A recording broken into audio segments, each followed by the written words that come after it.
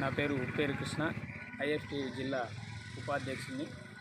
అయితే ముఖ్యమంత్రి గారు ఎమ్మెల్యే ఎలక్షన్ల కంటే ముందు ఒక వాగ్దానం చేశారు. ఈ నడిగడ్డలో అలంపూరు బహిరంగ సభలో నెట్టెంపాడు ప్రాజెక్టుతో పాటు జూరాల ప్రాజెక్టుతో పాటు అదేవిధంగా కృష్ణానది మరియు అదే తుంగభద్ర నది అవతల పైపులు వేస్తే యువతల నడిగడ్డ, యువతల నుండి పైపులు వేస్తే నడిగడ్డ పచ్చదనంతో కలకలలాడుతుందని ఆ రోజు బహిరంగ సభల్లో ఎన్నికల కోసం ఓట్ల కోసం మాట్లాడి గట్టు ఎత్తిపోతల పథకాన్ని నిర్మిస్తా అని చెప్పి అనేక సార్లు చెప్పారు.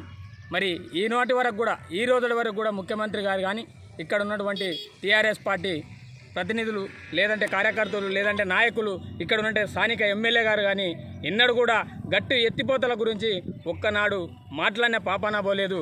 అయ్యా, ఇక్కడున్న ఎమ్మెల్యే గారు నిజంగా మీకు చిత్తశుద్ధి ఉంటే మరి మొన్న జరిగిన అసెంబ్లీ చర్చల్లో మరి నువ్వేం మాట్లాడావంటే ఒక డీలర్ గురించి మాట్లాడావు.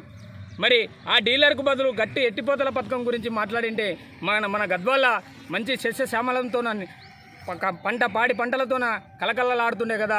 డీలర్ను మాట్లాడితే వచ్చేది ఒక డీలర్కి తప్ప మిగతా వాళ్ళకి ఏమీ రాలేదు. మరి గట్టు ఎత్తిపోతల పథకాన్ని ఎందుకు మీరు అడగట్లేదని నేను ఈ మీడియా ద్వారా తెలియజేస్తున్నా. అదేవిధంగా గట్టు ఎత్తిపోతల పథకము వస్తే అక్కడ ఉన్నటువంటి గ్రామాలు నిజంగా చెప్పాలంటే ఈరోజు పోతే మిట్ట మధ్యాహ్నం చూస్తే గుర్రపు ఎండలు మండే ఎండ కనపడుతుంటుంది.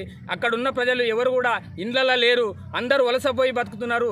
ఇక స్వతంత్రం వచ్చింది, మన బతుకులు మారుతాం అనుకున్నాం, స్వతంత్రం కూడా దొరల చేతులకు వెళ్ళిపోయింది. తెలంగాణ వస్తే తెలంగాణ పాడి పంటలతో కలకలలాడుతుంది. మరి ఉద్యోగాలు వస్తాయి, ప్రతి ఇంటికి ఉద్యోగం వస్తుంది, ప్రతి ఇల్లు గుడిసె లేకుండా డబుల్ బెడ్రూమ్లు ఇస్తామని ముఖ్యమంత్రి గారు చెప్పారు. ఇక్కడ ఉన్నటువంటి స్థానిక ఎమ్మెల్యే, ఇప్పుడైనటువంటి ఎమ్మెల్యే కూడా చెప్తూ ఓట్లు వేయించుకొని ఎమ్మెల్యేగా, గద్వాల ఎమ్మెల్యేగా మరి అసెంబ్లీకి పోయారు. కానీ అసెంబ్లీలో పేద ప్రజల గురించి మాట్లాడలేదు, అసెంబ్లీలో గట్టి ఎత్తిపోతల గురించి మాట్లాడలేదు, అసెంబ్లీలో మన నెట్టెంపాడు ప్రాజెక్టు కానీ మరి అదేవిధంగా జూరాల ప్రాజెక్టు కానీ అదేవిధంగా ఇంకా మిగతా ప్రాజెక్టులను కూడా ఏనాడు కూడా దాన్ని పునరుద్ధారణ చేయాలని మాట్లాడలేదు. కానీ కమిషన్ల కోసం మాట్లాడుతున్నారు. ఇక్కడ ఉన్నటువంటి ఉస్కని తరలించుకొని రాష్ట్రం మొత్తం అమ్ముడు వ్యాపారంగా మార్చుకొని మీ బతుకులు తెల్లగా చేసుకున్నారు. కానీ ఇక్కడ ఉన్నటువంటి ప్రజల బతుకులు మాత్రము ఎన్నడూ కూడా తెల్లగా కాలేదు. ఈనాటికైనా ఇప్పటికైనా ఆలోచన చేసి గట్టు ఎత్తిపోతల పథకాన్ని మరి దాన్ని పూర్తి స్థాయిలో నిర్మాణం చేయాలని డిమాండ్ చేస్తూ ఈ అవకాశం ఇచ్చిన మీడియాకు కానీ మరి అందరికి కూడా నా యొక్క ఉద్యమాభివందనాలు తెలియజేస్తూ ముగిసుకుంటున్నాను.